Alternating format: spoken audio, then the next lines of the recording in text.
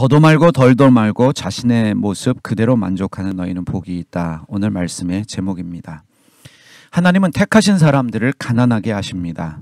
모든 것을 잃어버리게 하셔서 몸도 마음도 가난해지는 상황을 하나님이 허락하십니다. 하나님은 택하신 사람에게 벼랑 끝으로 몰리는 상황들을 생기도록 허락하십니다. 가장 소중하다고 여기는 것들을 다 잃어버리게도 만드십니다. 그래서 울게 만드십니다. 그런데 예수님 말씀하시기를 벼랑 끝에 서 있는 사람이 소중한 모든 것을 잃어버리고 울고 있는 사람이 복이 있는 사람이다 라고 말씀하십니다.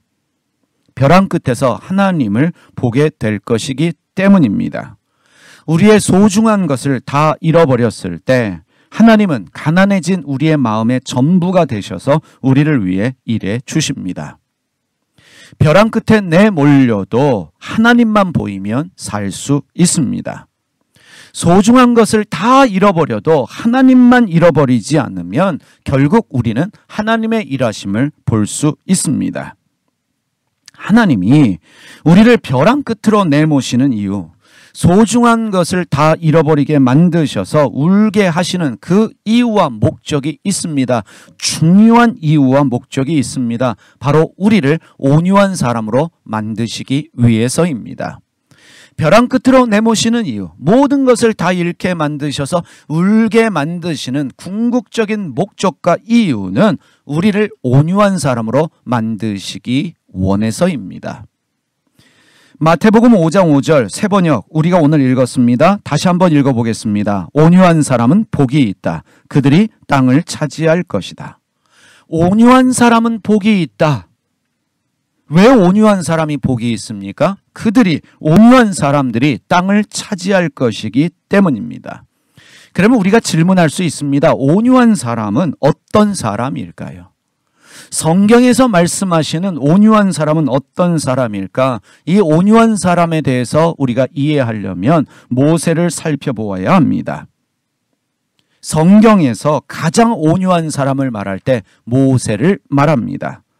민수기 12장 3절 말씀입니다. 이 사람 모세는 온유함이 지면의 모든 사람보다 더하더라. 모세가 가장 온유한 사람이라는 것입니다. 지면의 모든 사람보다, 그 어떤 사람보다 온유한 사람이 모세다라고 성경이 말씀하고 있습니다. 이 구절에 온유로 번역되어지는 히브리어 명사가 아나브입니다. 한번 따라서 해볼까요? 아나브. 아나브는 가난 겸손으로도 쓰이는 단어입니다. 가난하다라고 말할 때도 아나브를 씁니다.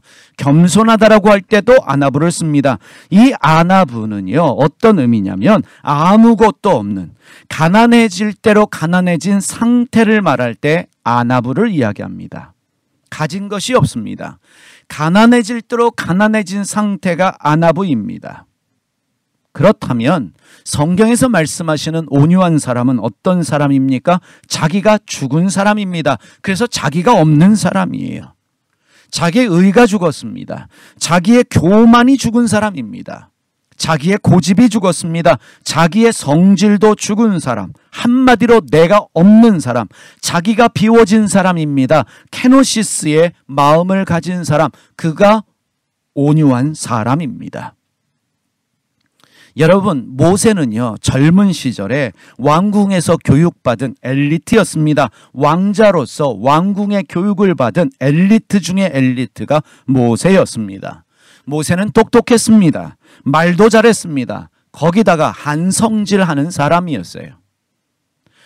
자기 민족을 괴롭히는 이집트 사람을 때려 죽일 정도로 한성깔하는 사람이 바로 모세였습니다. 그런데 하나님이 똑똑하고 말 잘하고 한성질하는 모세를 벼랑 끝으로 내모셨습니다. 그래서 광야로 도망가게 하셨습니다. 그 광야에서 모세는 소중한 모든 것을 다 잃어버렸습니다. 하나님이 잃어버리게 하셨습니다. 이집트 왕궁의 왕자였던 모세는 광야에서 장인의 양떼를 치는 신세가 되었습니다. 한마디로 밑바닥 인생이 되었습니다. 40년이나 양을 치는, 그것도 자기 양이 아니라 장인의 양을 치는 사람으로 살아왔습니다. 하나님이 나이 든 모세에게, 이제 80된 노인이 된 모세를 찾아오셨습니다. 모든 것을 포기하고 살아가는 모세를 찾아오셔서 내가 너를 쓰겠다라고 말씀하셨을 때 모세는 하나님께 이렇게 답합니다. 출애굽기 3장 11절입니다. 모세가 하나님께 아뢰되 내가 누구이기에 바로에게 가며 이스라엘 자손을 애굽에서 인도하여 내리이까? 내가 누구입니까? 영어로 하면 Who am I입니다. 히브리어로는 미 아노키입니다. 한번 따라서 하겠습니다. 미 아노키. 이 미 아노키라는 말은 내가 누구이기에 Who am I? 이 미 아노키는 나는 아무것도 아닌 존재라는 뜻입니다. 나는 내가 없습니다. 나는 할 말이 없습니다.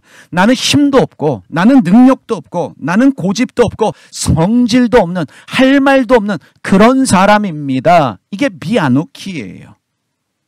아나부의 심령을 가진 사람, 가진 것이 아무것도 없고 가난해질 대로 가난해진 이 아나부의 심령을 가진 사람, 자기 비움이 실현된 케노시스의 심령의 상태가 된 사람의 입에서 나오는 고백이 미아노키입니다. 나는 아무것도 아닙니다. 나는 이제 힘도 없고 능력도 없고 성질도 없고 고집도 없고 할 말도 없는 사람입니다. 이 고백을 하나님께 하고 있습니다. 모세는 40년 동안 인생의 벼랑 끝인 광야에서 죽고 또 죽었습니다. 어느 날 죽고 어느 날 산 게 아니라 매일 날마다 죽고 또 죽었습니다. 자기의 야망도 죽었고 기대도 죽었고 꿈도 죽었고 비전도 죽었고 고집도 죽었고 성질도 죽었습니다. 비워지고 비워져서 결국에 할 말이 없는 사람이 돼버렸어요. 심지어 말도 못할 정도의 사람이 되어졌습니다. 근데 아셔야 될 것이 있습니다. 내가 죽고 싶어서 죽은 것이 아니라 하나님이 죽게 만드셨어요. 하나님이 40년 동안 모세의 힘을 빼고 빼셔서 가진 것이 아무것도 없는 아나부의 상태로 만드셨고 자기가 비워진 케노시스의 상태로 만드셨습니다.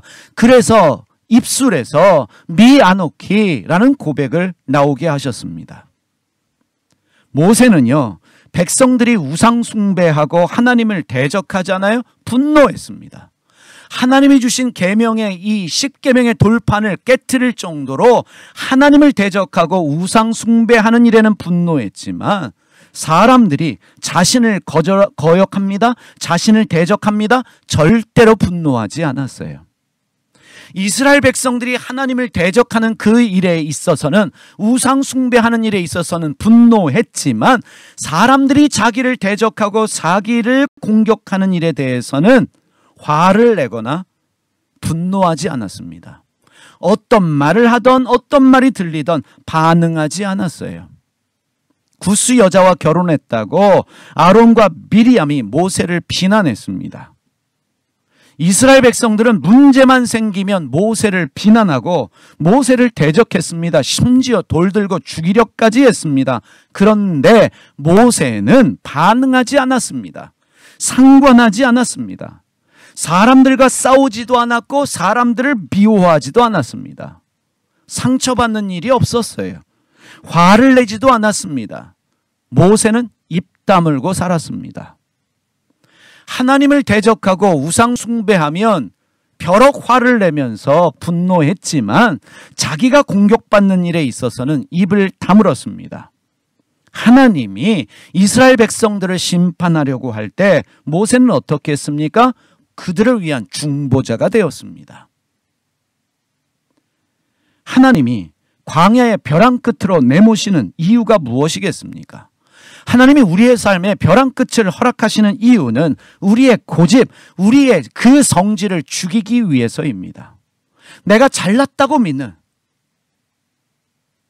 내가 고집부리는 그것을 꺾으시기 위해서 우리를 벼랑 끝으로 내모십니다. 왜 소중하다고 여기는 것들을 잃어버리시게 만드실까요?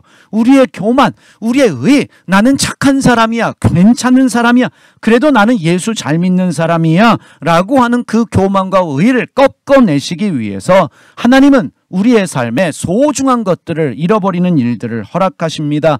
그래야 온유한 사람이 될 수 있고 그래야 땅을 차지할 수 있기 때문입니다. 마태복음 5장 5절을 메시지 성경은 어떻게 번역하고 있는지 살펴보겠습니다. 온유한 사람을 메시지 성경은 어떻게 번역하고 있습니까? 더도 말고 덜도 말고 자신의 모습 그대로 만족하는 너희는 복이 있다. 그때 너희는 돈으로 살 수 없는 모든 것에 당당한 주인이 된다.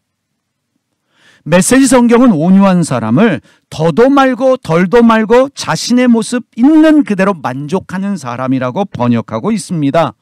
다시 말하면 미아노키의 고백을 가진 사람이에요. 더도 말고 덜도 말고 있는 자신의 모습 그대로 만족하는 사람의 입에서 나오는 고백이 미아노키입니다.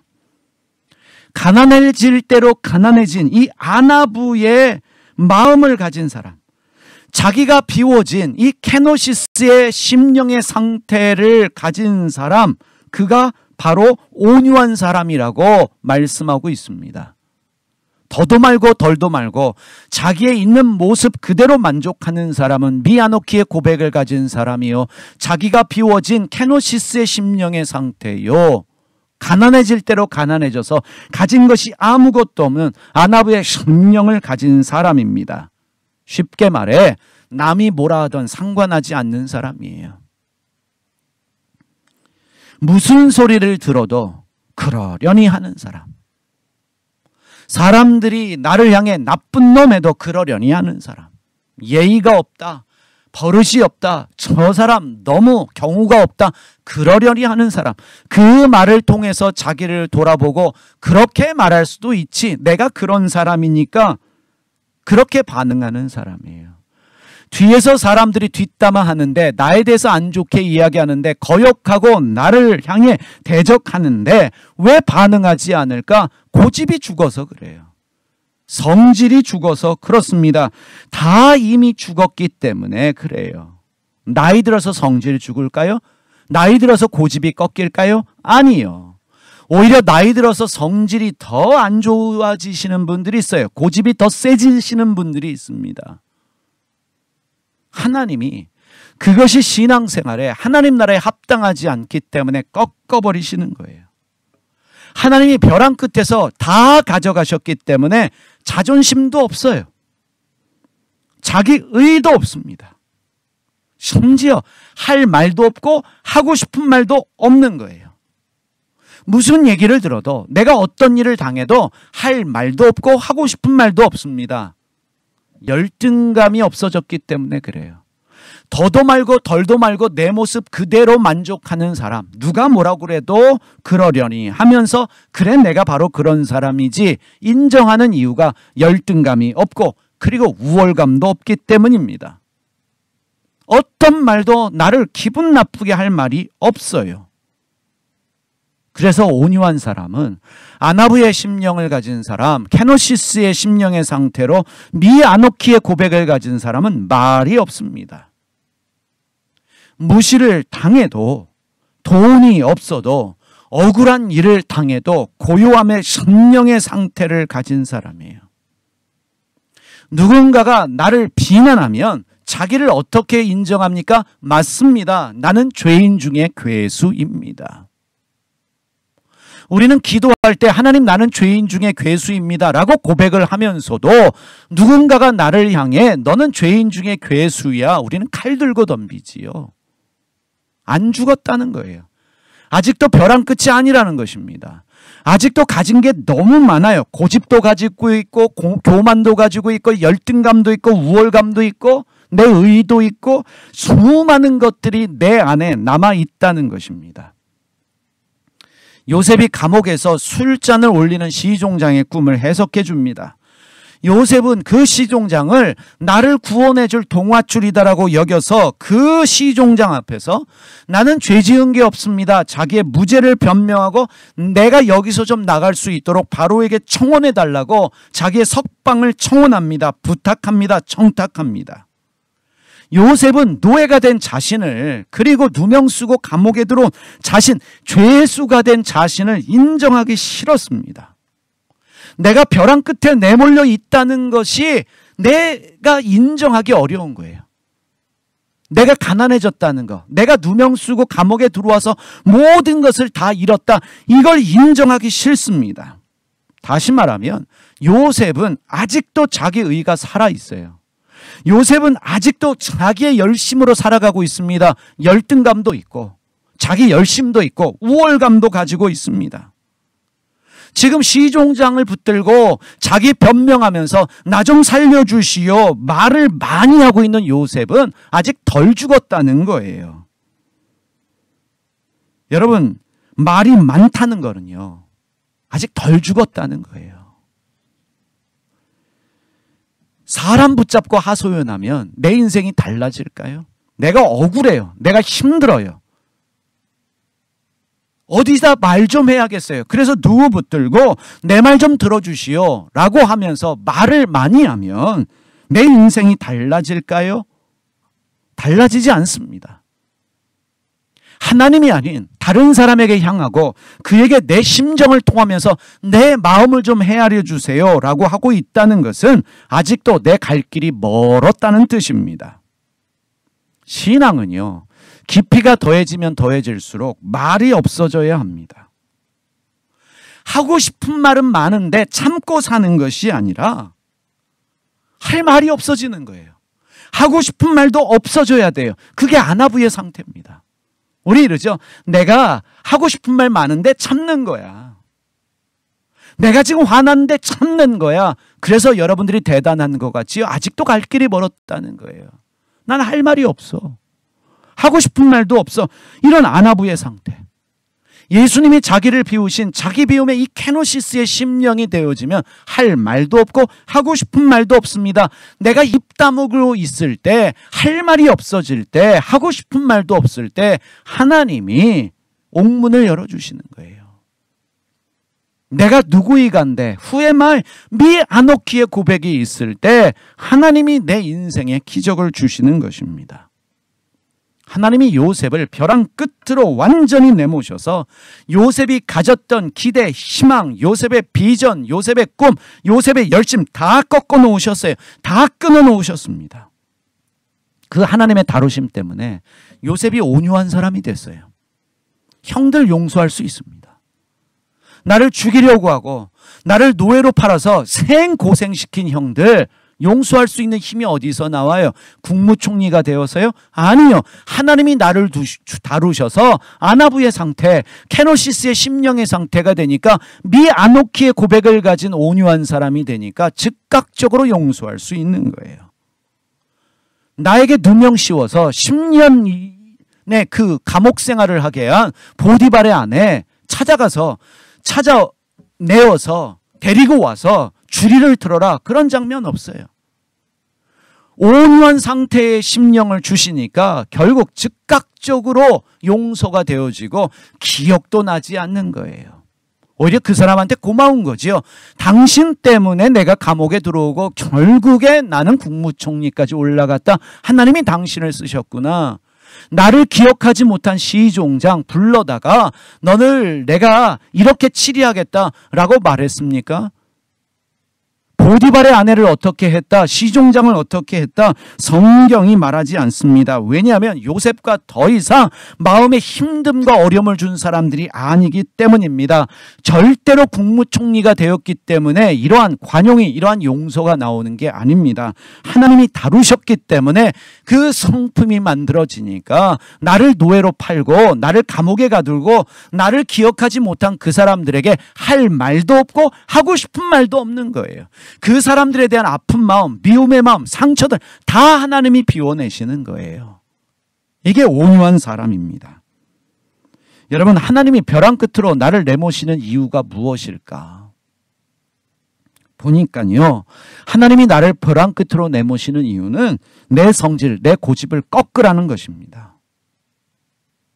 왜 하나님이 우리에게 광야를 허락하실까? 광야를 허락하시는 이유는요, 말 많이 하는 나를 말할 줄 모르는, 할 말 없는 사람으로 만들어 주시기 위해서 광야로 내모시는 거예요. 여러분, 광야에 사람이 있어요? 없어요. 광야에는 하나님밖에 보이지 않아야 돼요. 계속적으로 우리를 광야에서 내모시는데, 그래서 그 광야에서 하나님과 독대해야 되는데, 참 요즘에 우리의 신앙을 방해하는 게 핸드폰입니다. 기도할 때 제일 방해되는 게 뭔지 아십니까? 핸드폰이더라고요. 기도 생활 시작하면서 핸드폰이 있어야 시간을 보지 라고 나름대로 합리적인 걸 세워서 핸드폰 놔요. 전 2G폰을 씁니다. 카톡도 안 되고 뭐 볼 수도 없어요. 그럼에도 불구하고 중간중간 오는 문자, 여러분 알아요? 사람이 전화가 없으면, 연락이 없으면 스팸 문자도 반가울 때가 있어요. 여러분, 그러면서 우리의 신앙이 하나님 향하는 게 아니라 자꾸만 세상으로 향해요. 광야에서 하나님만 보여야 되는데, 나하고 친한 권사님도 보이고 집사님도 보이고 장로님도 보이고, 가만히 보세요. 비난하는 게 아니에요. 우리 현실이 그래요. 하나님 앞에 30분 1시간 떠들면 인생이 달라질 텐데, 그 권사님한테 내 심정 1시간 토해낸다고 인생이 바뀌어요? 끊어보세요. 내가 이 말 왜 했을까? 옆에 듣고 있던 남편이 뭐라고 해요? 왜 쓸데없는 얘기를 해? 주님의 음성으로 들으셔야 돼요. 하나님이 계속적으로 우리를 광야로 내모실 겁니다. 왜요? 우리는 택하신 자니까요. 우리가 비워져야, 우리가 가난해져야 땅을 차지할 수 있기 때문에 복주기 원하시는 하나님은 우리를 벼랑 끝으로 내모시고 계속적으로 광야로 내모실 거예요. 온유한 사람이 땅을 차지한대요. 여러분, 이 땅은 돈으로 살 수 있는 땅을 말씀하시는 게 아닙니다. 메시지 성경을 보니까 온유한 사람은 돈으로 살 수 없는 모든 것의 당당한 주인이 된다라고 번역하고 있어요. 땅, 돈으로 살 수 없는 모든 것들의 주인이 된다. 돈으로 살 수 없는 것이 무엇일까요? 그 돈으로 살 수 없는 것을 주시는 분은 누굴까요? 하나님이 주십니다. 여러분, 여기서 우리가 좀 생각해 보십시다. 하나님이 우리에게 주시는 최고의 것이 무엇이라고 생각하세요? 하나님이 우리에게 주시는 최고의 복이 무엇인가?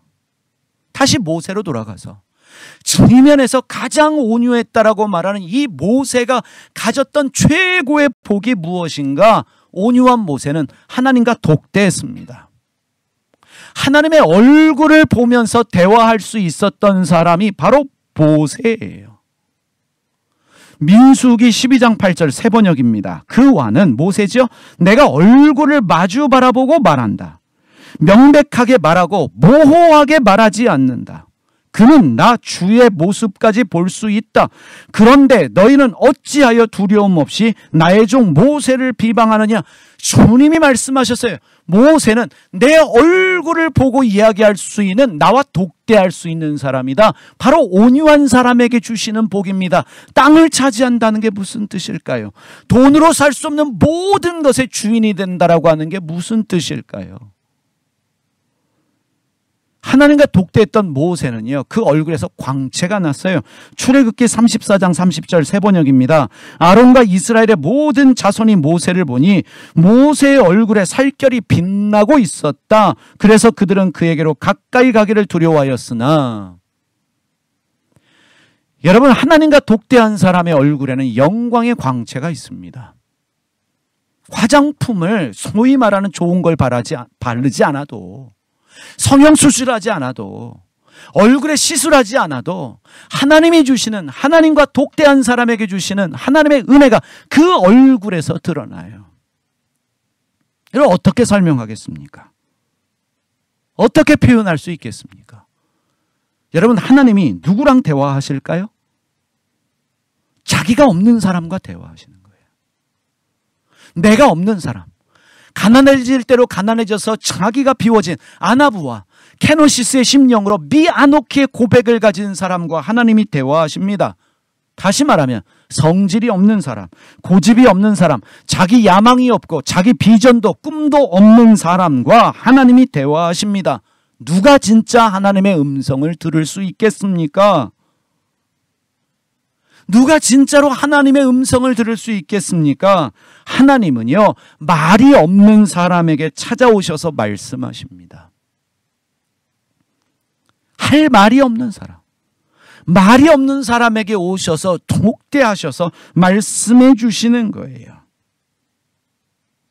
여러분, 주님의 음성을 듣기 원하신다면 가난해질 대로 가난해진 아나부의 심령을 가지셔야 합니다. 자기를 비워낸 케노시스의 심령이 되셔야 합니다. 나는 아무것도 아닙니다라는 이 미아노키의 고백이 내 삶에서 우러나올 때 우리는 하나님의 음성을 들을 수 있습니다. 다윗이요, 자기의 장인인 사울 왕의 미움을 받아서 시기 질투를 받아서 도망자의 인생이 되어집니다. 그래서 광야로 도망가서 광야에서 상당히 오랜 시간 동안 도망자의 삶을 살아요. 여러분, 광야에서 도망 다녀요. 사울이 군대를 동원해서 다윗을 찾아 죽여라. 이미 죽은 목숨입니다. 언제 죽을지 모르는 파리 목숨과 같은 인생이 다윗이었어요. 하나님은 광야로 다윗을 내모셔서 모든 것을 다 잃어버리게 만드셨어요. 그래서 다윗이 하나님이 전부인 거예요. 아무것도 없어요. 언제 죽을지 모르는 인생이에요. 이 광야에서 나에게 전부가 되시는 분은 하나님밖에 없는 거예요. 하나님이 그렇게 만드셨어요.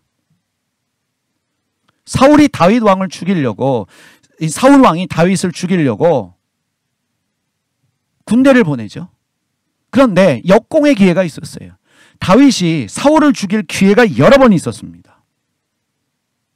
나를 죽이려는 사람이에요.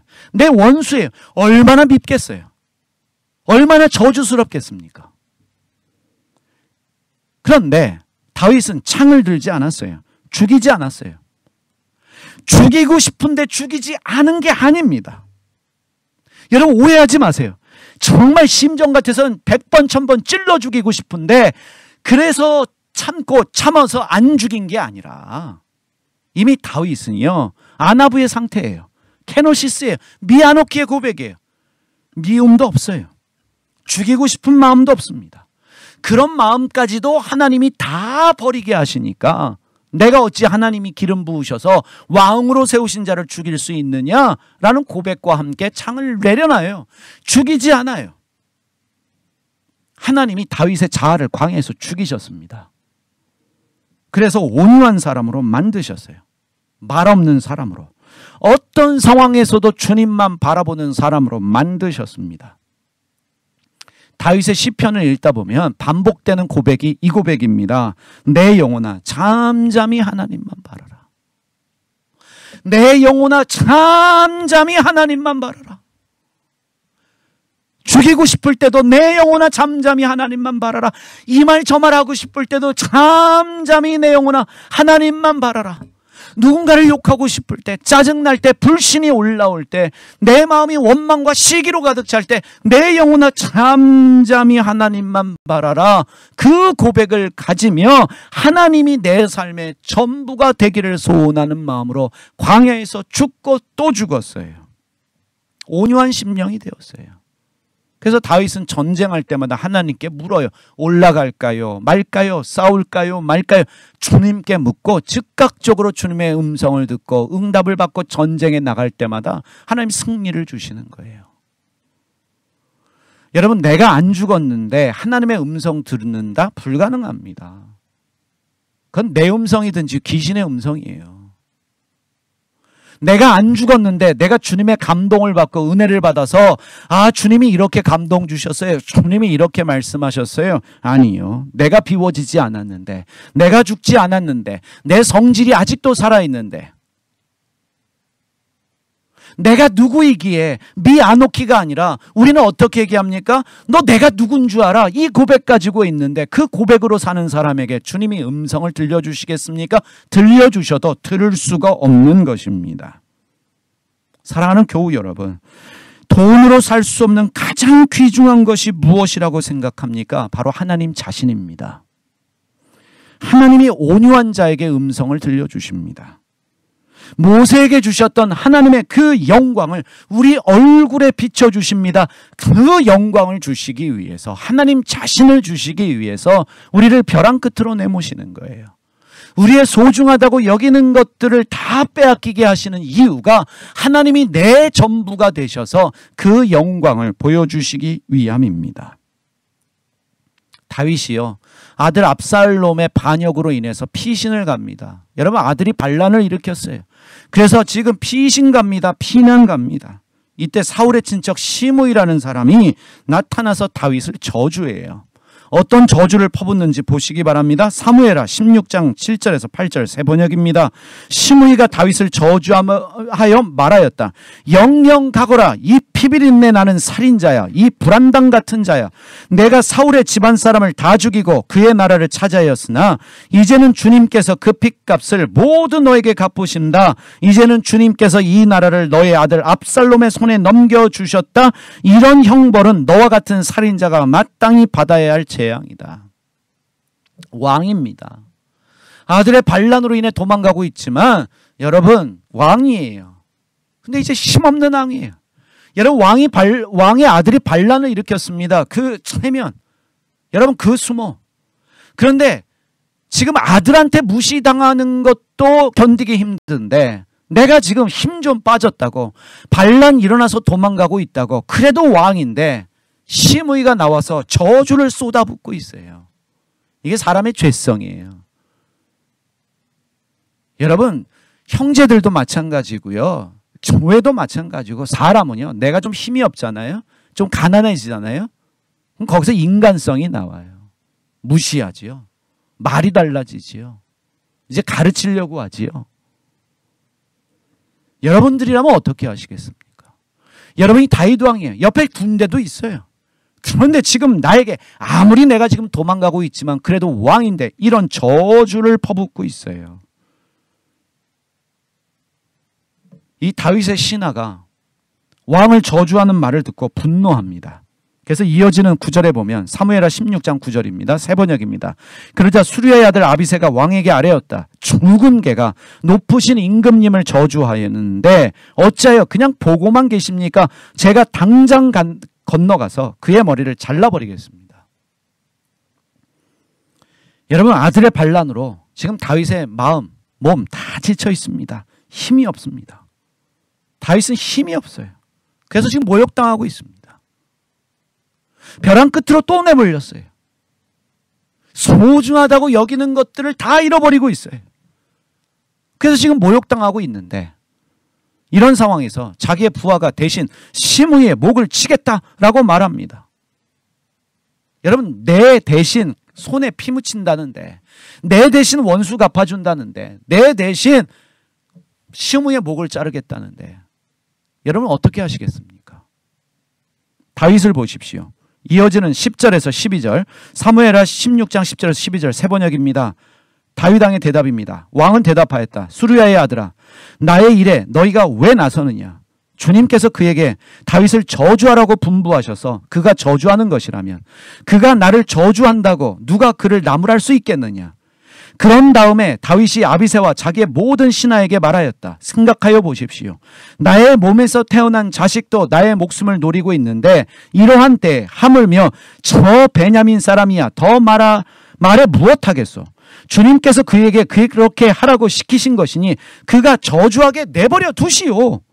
혹시 주님께서 나의 이 비참한 모습을 보시고 오늘 시므이가 한 저주 대신에 오히려 나에게 좋은 것으로 갚아주실지 누가 알겠소? 더도 말고 덜도 말고 자기의 있는 모습 그대로 인정하는 거예요. 나는 이런 저주받는 거 마땅하다. 아직도 내가 덜 깨졌나 보다. 아직도 내가 비워지지 않았나 보다. 나는 아직도 벼랑 끝이 아닌가 보다. 그래서 하나님이 시므이를 통해서 나를 저주하게 만드시니 내가 받아야 되지 않겠느냐. 벼랑 끝으로 내모시고 모든 것을 다 잃게 하셔서 온유한 사람으로 만드시는 하나님. 다윗은 메시지 성경의 번역처럼 자신의 있는 모습 그대로 자신을 인정하며 모든 상황을 하나님께 맡겨드립니다. 여기 아주 중요한 게 있습니다. 이런 고백을 하며 피신하는 다윗의 뒷모습을 보십시오. 철양 그 자체입니다. 그 다음 말씀 사무엘하 16장 13절 새번역입니다. 다윗과 그의 부하들은 계속해서 길을 갔다. 그래도 시므이는 여전히 산비탈을 타고 다윗을 따라오면서 저주하며 그 곁에서 돌을 던지고 흙먼지를 뿌렸다. 여러분, 이게 신앙의 삶입니다. 모욕과 수치를 당해도 말없이 갈 길 가는 게 신앙이에요. 내가 비워졌다고, 내가 내 모습 그대로 인정했다고, 그래서 뒤에서 나를 욕하는 사람들이 아, 내가 잘못했구나, 내가 하나님 뜻대로 안 살았구나, 회개해야지, 그러면서 잘못했습니다. 그건 착각입니다. 하나님이 저를 통해서 나에게 말씀하신다 고백하며 모든 걸 다 내려놓고 가고 있음에도 불구하고 뒤따라오면서 저주하며 돌을 던지고 흙먼지를 뿌립니다. 그렇게 사는 게 신앙이라는 거예요. 내 뒤에서 무슨 소리가 들려도 앞만 보고 가는 거예요.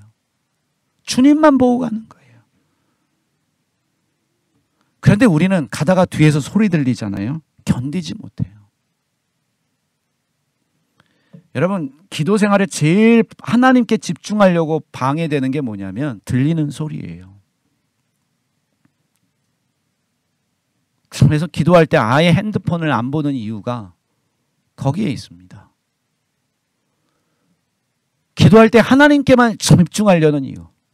될 수 있으면 지금은 하나님의 앞에서 독대하면서 그분에게 들으려고 한다면 할 말이 없는 것도 당연하고 하고 싶은 말도 없어야 되는데, 의지적으로 할 말 없는 사람, 하고 싶은 말 없는 사람 되는 것도 중요하고 하나님이 그렇게 만드셔야 되는데, 그때 우리를 꺾는 게 소리예요. 아, 누가 집사님이 이렇대 저렇대 옮기는 사람도 문제고, 또 그런 얘기 들으면 부르르 우리는 떨죠. 남 얘기하는 거 아니에요. 제 얘기하는 거예요. 아, 난 열심히 사는데, 정확하게 사는데 왜 자꾸만 나만 갖고 그래? 목사 된 게 무슨 죄인데 왜 목사 갖고 그래? 이제 그런 소리들 들리면 부르르 떨죠. 그런데 하나님이 깨닫게 하시는 게 있어요. 뒤에서 떠드는 시므이가 나라는 거예요. 우리의 착각은 뭐냐면요, 뒷말 듣고 있는 다윗을 자기로 착각하는 그 교만이 우리에게 있어요. 여러분, 저는 시므이예요. 다윗을 향해 저주하고 있는, 다윗에게 돌을 던지고 흙먼지를 뿌리고 있는 시므이가 여러분과 저일지 모른다는 사실을 알아야 됩니다. 여러분 착한 것 같아요? 여러분은 예수 잘 믿는 것 같아요? 아니요. 여러분 다른 회개가 없더라고요.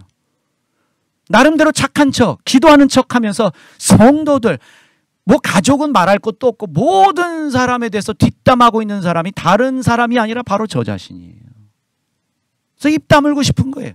누구랑 얘기하다 보면 나도 모르게 실수하니까. 입 다물고 있으니까 말씀 보는 게 달라져요.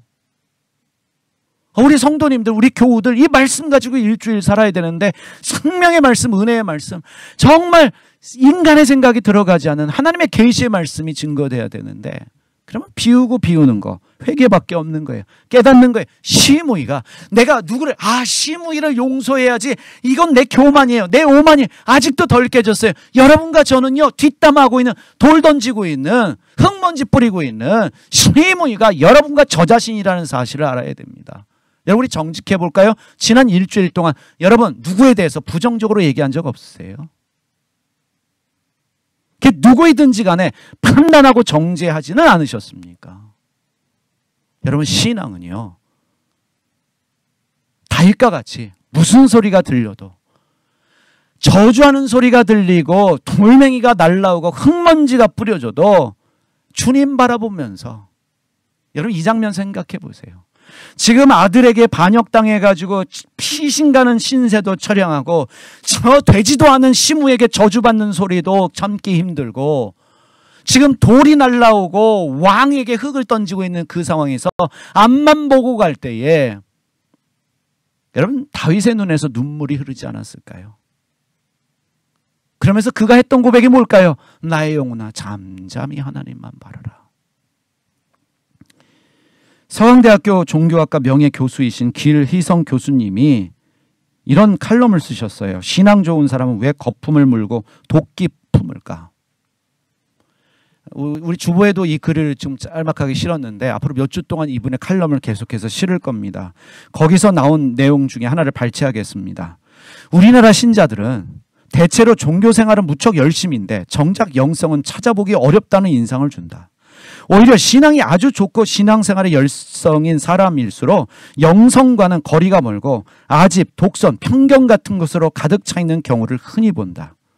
신앙이 좋다는 사람이나 종교생활에 열심인 사람 하면 왠지 피하고 싶은 마음이 드는 것은 나만의 특이한 경우일까?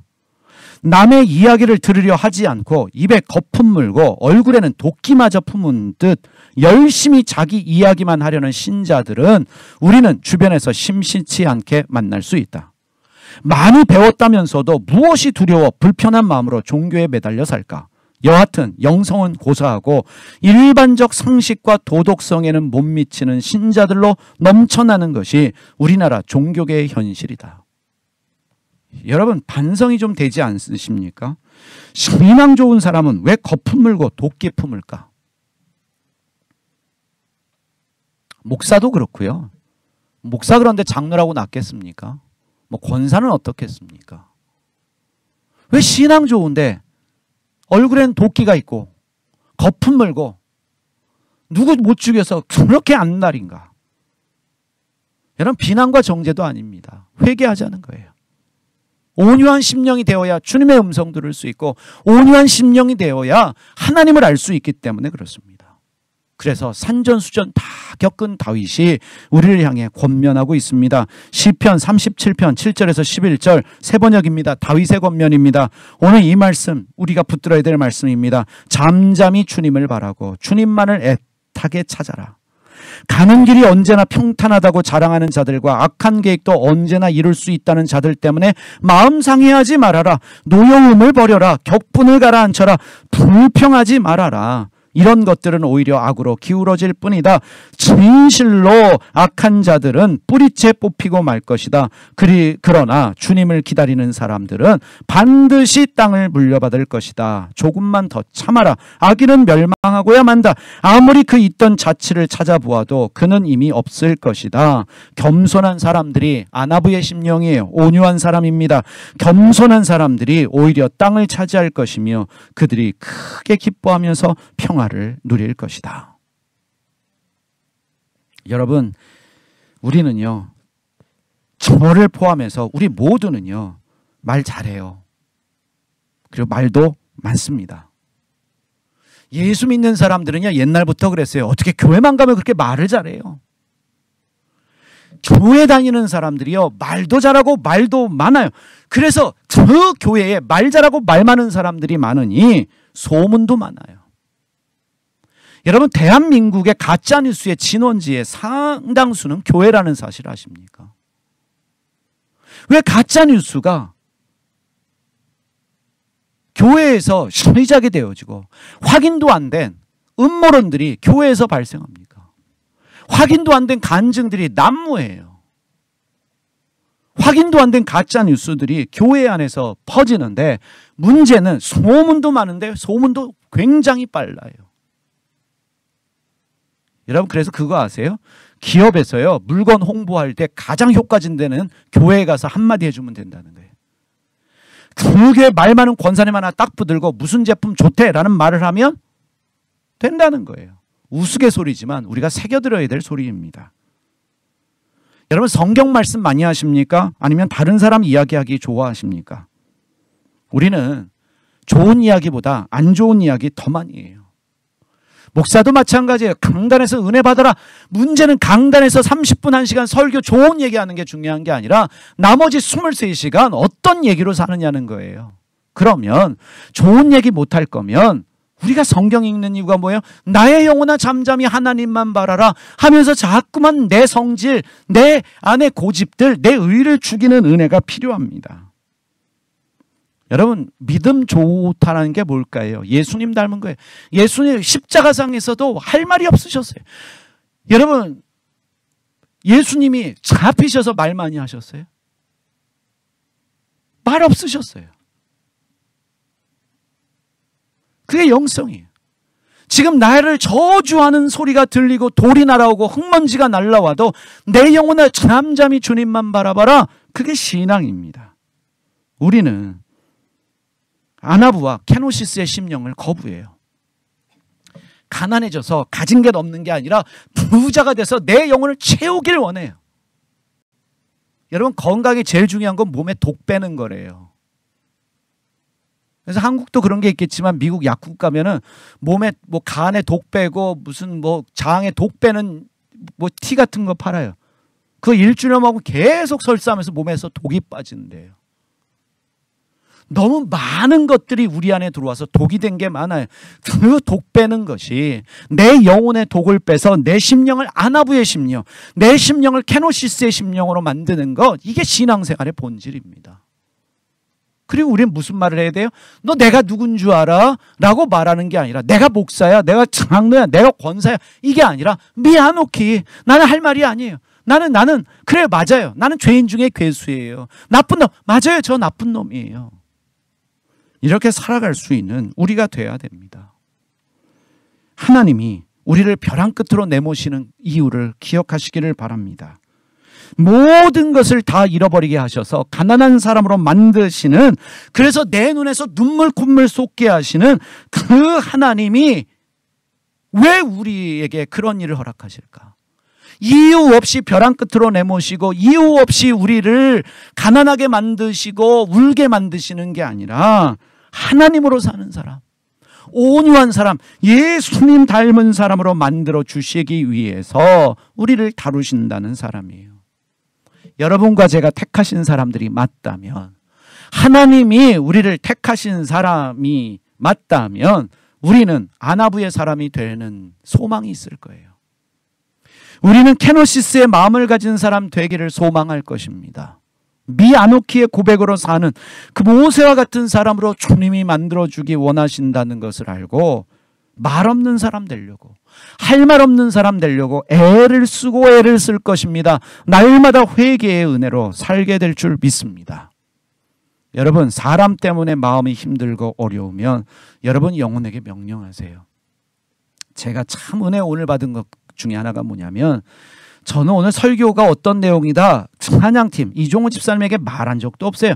모든 것들을 이종호 집사님 찬양팀 다 알아서 하시는데, 오늘 제가 찬양 선곡하고 보면서 은혜를 받았어요. 어쩜 오늘 설교하고 이렇게 딱 매칭되는 선곡을 하셨을까? 나의 영혼아 잠잠히 하나님만 바라라. 기도할 때 하나님이 은혜 주시는구나. 제가 예배팀 위해서 매일 기도해요. 종호 집사님과 예배팀에게 하나님이 기름 부어주셔서 우리 예배에 강력한 임재가 있을 수 있도록, 당장 왔다 가는 게 아니라 찬양하는 자들마다 은혜 받을 수 있도록, 이들이 축복의 통로로 쓰임받을 수 있도록 매일 기도해요. 전화통화 한 통화도 안 했어요. 문자도 하나도 안 했어요. 근데 하나님이 영적으로 묶어주셔서 같은 마음 주시는 거예요. 우리 성도들의 기업 외우면서 기도해요. 하나님은 어떤 기적을 주실지 기대하면서 기도해요. 여러분이 정말 이건 주님의 뜻이 아닌데 무슨 말을 하고 싶을 때 하나만 물어보세요. 하나님 해도 될까요? 안 해도 될까요? 그리고 정말 누구 때문에 힘들다, 마음이 어렵다, 그럴 때 여러분이 하셔야 될 고백이 있어요. 시편 65편 5절입니다. 새 번역입니다. 다 함께 읽어볼까요? 내 영혼아 잠잠히 하나님만 기다려라. 내 희망은 오직 하나님에게만 있다. 어렵지 않아요. 내 영혼아 잠잠히 하나님만 기다려라. 내 영혼아 잠잠히 하나님만 기다려라. 말하고 싶어서 견딜 수 없으면 하나님께 기도하시고 찬양하시기 바랍니다. 여러분 찬양은 하늘문을 열어요. 우리 입술이 닫히면 하늘문이 열립니다. 저는 우리 영광장로교회가 남은 자의 교회, 영광스러운 주님의 교회, 예수님을 닮아가는 영성을 추구하는 여러분들이 정말 은혜 받는 방법이 뭘까? 여러분 영적으로 피곤해지는 건 아주 단순해요. 말 많아지면 피곤해집니다. 주님 앞에서 말 없는 여러분들 되시기를 주님의 이름으로 축복합니다. 여러분 아나부의 심령을 기도하세요. 매일 주님 아나부의 심령. 하나님 정말 가진 것 아무것도 없는 가난해질 대로 가난해진 아나부의 심령. 자기를 비우신 예수님 케노시스 자기 비움이 실체화된 심령. 그래서 누가 뭐라 그러면 미아노키. 이런 은혜가 여러분 가운데 있음으로 말미암아 하나님과 독대할 수 있는 하나님의 영광을 여러분 얼굴 가운데 비추시는 그 축복의 역사가 있기를 주님의 이름으로 축복드립니다.